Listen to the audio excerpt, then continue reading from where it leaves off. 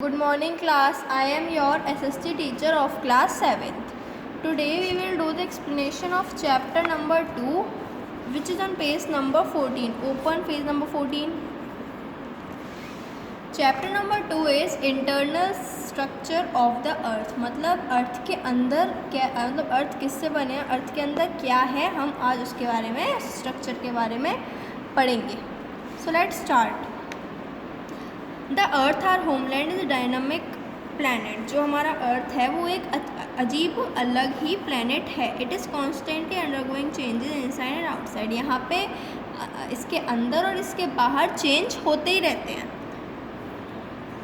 ये तो हमारा क्या है, इंट्रोडक्शन. यहाँ से एक्चुअली चैप्टर स्टार्ट है, तो हम यहाँ से स्टार्ट करते हैं. The shape and size of the अर्थ. अब अर्थ की शेप कैसी है, उसका साइज़ कैसा है. The earth is slightly bulging at the equator and flattened at the poles. जो अर्थ है वो स्लाइडली बल्जिंग मतलब गोल है. इक्वेटर से अगर हम देखें, फ्लैटेंड मतलब सीधा समतल है पोल से.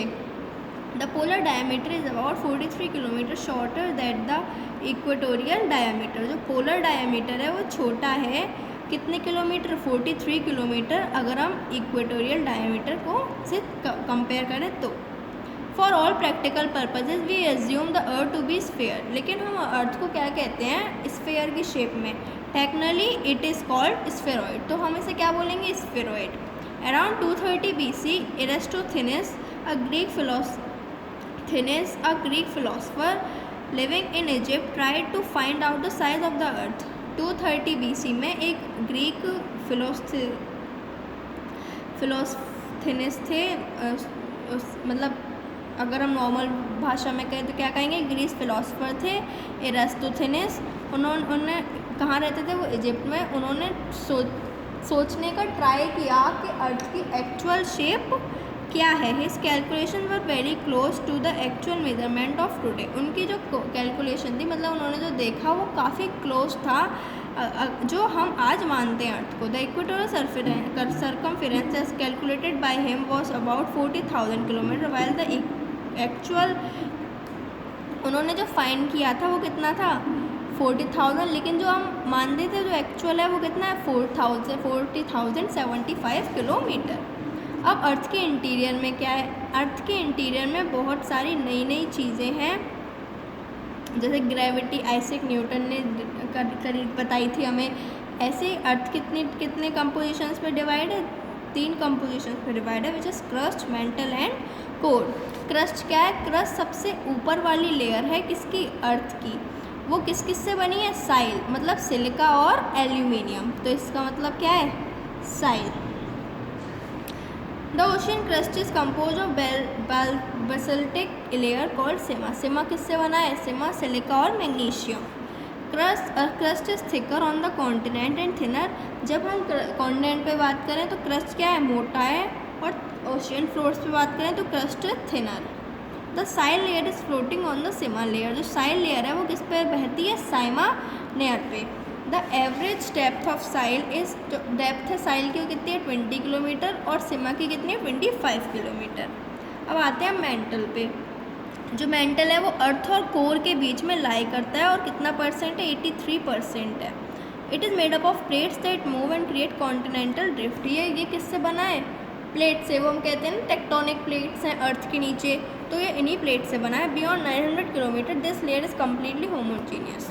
अपर मेंटल इज़ नोन है, जो उसकी अपर मेंटल है, मेंटल की जो अपर लेयर है वो क्या है, एस्थेनोस्फेयर. उसे हम क्या कहते हैं, एस्थेनोस्फेयर. वो कहाँ तक है, इसकी डेप्थ कितनी है, 700 kilometre. The average density of the mental is about, जो उसकी डेंसिटी है मेंटल की वो कितनी है, 8 ग्राम पर सेंटीमीटर.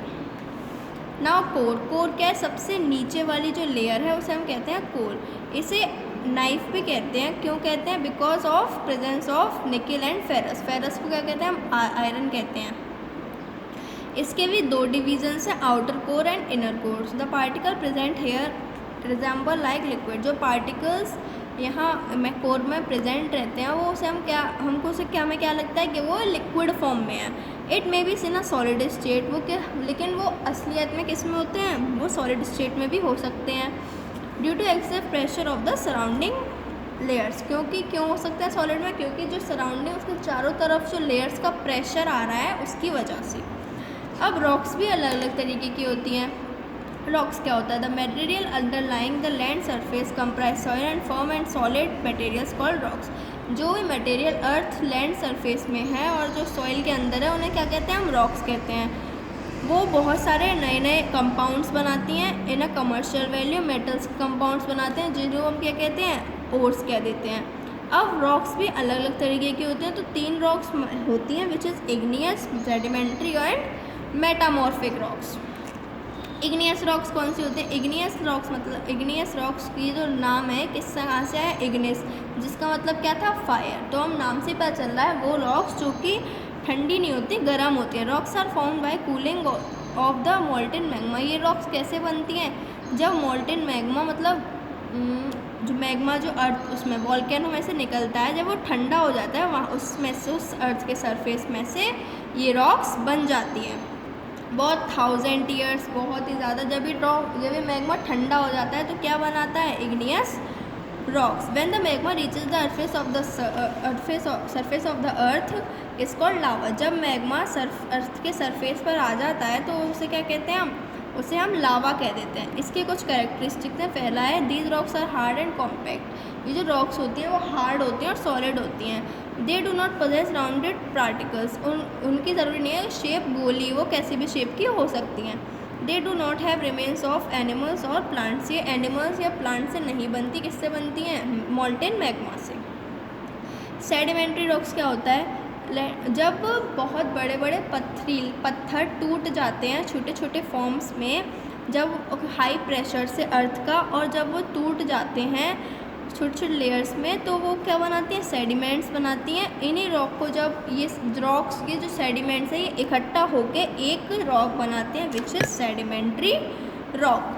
सेडिमेंट्री रॉक के भी कुछ कैरेक्टरिस्टिक्स होते हैं। फर्स्ट है these rocks are made up of particles of various sizes. ये रॉक किससे बने होते हैं? पार्टिकल्स, छोटे छोटे पार्टिकल्स हम क्या कहते हैं? सेडिमेंट्स, उनसे बने होते हैं।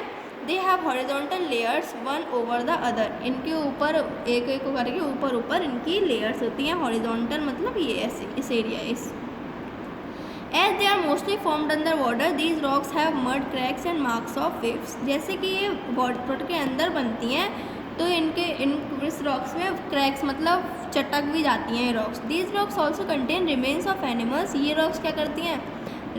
कंटेन करती हैं remains of animals and plant between the layers of sediments. अब मेटामॉर्फिक रॉक क्या होती है? मेटामॉर्फिक जब इग्नियस और सेडिमेंट्री रॉक से बनती है। ये वैसे एक्चुअली ना इग्नियस सेडिमेंट्री रॉक एक साथ जो हो जाती हैं, लेकिन ये किस मेटामॉर्फिक क्यों बनी? जब बहुत ज़्यादा हीट पड़ी उन रॉक्स के ऊपर और प्रेशर जो है हाई हो गया तो क्या बना? कौन सी रॉक्स बनाई? वो रॉक्स किस में चेंज हो गई? मेटामॉर्फिक रॉक्स में।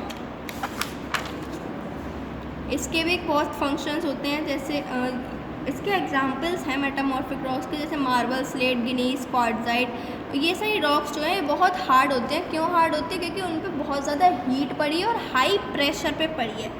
तो जैसे लाइमस्टोन जो था पहले, लाइमस्टोन किस में चेंज हो गया? मार्बल में चेंज हो गया। शेल जिसमें चेंज हो गया? स्लेट। ये सब क्या है? रॉक्स हैं। ग्रेनाइट चेंज हो गई ग्नीज में। सैंडस्टोन किस में चेंज हो गया? क्वार्ट्जाइट में। क्यों, कैसे चेंज हुए? जब उस पर हीट पड़ी और हाई प्रेशर पड़ा। ईच मिनरल यूजुअली कंटेन्स 2 और मोर सिंपल सब्सटेंसेज। हर मिनरल छोटे छोटे सब्सटेंसेस निकालता है which is called elements. Minerals have definite chemical composition. जो मिनरल्स होते हैं उनके पास समतल केमिकल कंपोजिशन होती है। Some minerals providers metal. कुछ मिनरल्स जो होते हैं मेटल्स प्रोवाइड करते हैं और कुछ केमिकल्स। ओके, माइनिंग मतलब क्या होता है? ज़मीन में से मिनरल्स को खोदना, निकालना। अब what is rock cycle? Rocks in the earth's crust undergo changes over a period of time. Rocks earth के क्रस्ट में चेंज होती रहती है। द फर्स्ट फॉर्म वर्दर जो सबसे पहले बनी वो इग्नियस रॉक बनी। फिर वो किस में टूट गई? सेडिमेंट्स में टूट गई। उन सेडिमेंट्स ने किसने बना लिया? सेडिमेंट्री रॉक्स बना दी। फिर इन दोनों के फॉर्मेशन के बाद जब हाई प्रेशर और हीट पड़ी उन पे तो क्या बन गई? मेटामॉर्फिक रॉक बन गई। क्योंकि वो, और फिर बाद में जाके क्या हुआ? जब मेटामॉर्फिक रॉक बन गई तो मेटामॉर्फिक रॉक किस में दफन हो गई? अर्थ के अंदर दफन हो गई और किस में बदल गई, दे मेल्ट टू फॉर्म लावा, और वो पिघल गई लावा मैग्मा बनाने के लिए। अब रॉक डिस्ट्रीब्यूशन इन इंडिया, हर जगह पे अलग अलग रॉक, अलग तरीके की रॉक होती है। Rajasthan, Madhya Pradesh, Chota Nagpur plateau, Karnataka, Tamil Nadu, Andhra Pradesh are the area amount of granite is found in India. ये इन सारी स्टेट्स में क्या मिलता है, ग्रेनाइट टाइप की रॉक मिलती है, ग्रेनाइट मिलती है। लाइमस्टोन किस में कहाँ ज़्यादा मिलती है, पेनिनसुलर इंडिया, मतलब पेनिनसुलर इंडिया मतलब जहाँ जो जगह तीन जगह से किससे कवर्ड है, वाटर से कवर्ड है।